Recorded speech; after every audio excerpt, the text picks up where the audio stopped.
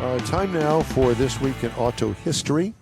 And Conrad has that. Yeah. And we're glad you're back to do it. Thank you. Yeah, I kind of watched Jeff work his way through it.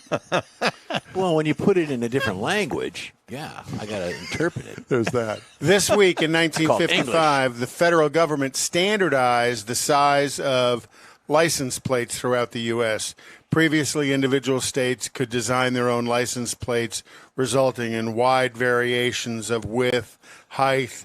You know, some of them had some shapes of the state and stuff, and now they all look like this. Yeah, except they're not from 1967.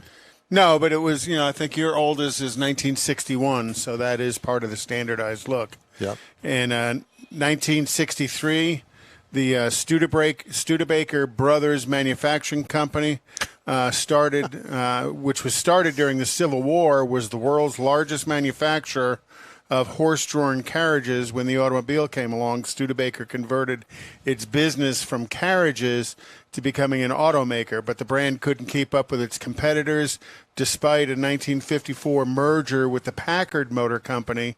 So this week in 1963, the last American-made Studebaker was produced in South Bend, Indiana, and then they closed forever. And this was their Studebaker Lark. That is actually a picture of their last car that they made.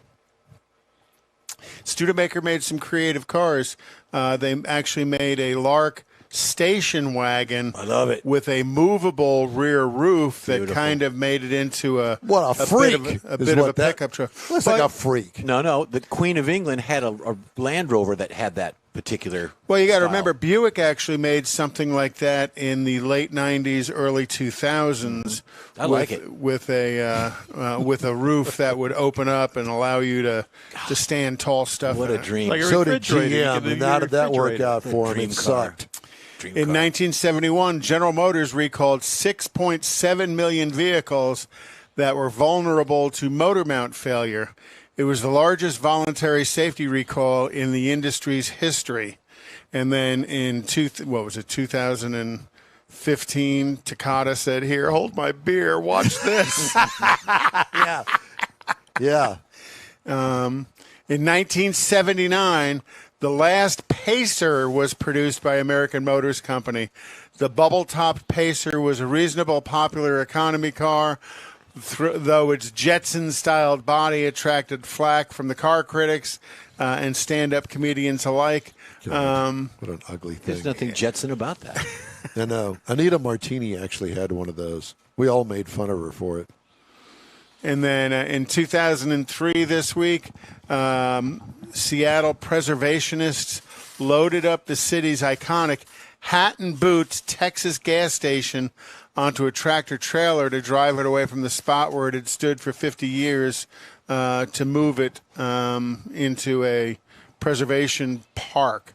A preservation park. Yeah. So the Hat was 44 feet wide, and it stood over the office and of the gas station.